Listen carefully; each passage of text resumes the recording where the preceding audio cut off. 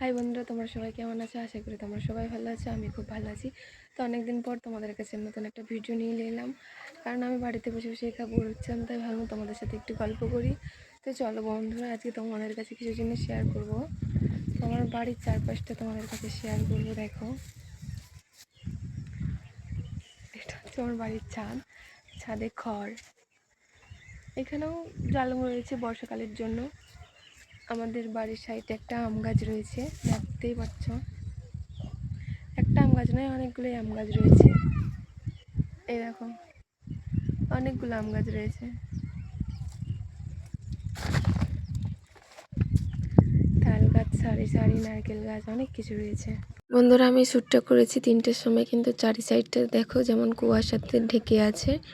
তো এখন হচ্ছে ব্যান তোলা বা রুয়া সিজন। তো এখানে দেখো অনেক ঘরে মাঠে রুয়া হয়ে গেছে বা ব্যান তোলা পড়ে আছে। খুব সুন্দর লাগছে দৃশ্যটা, তাই না?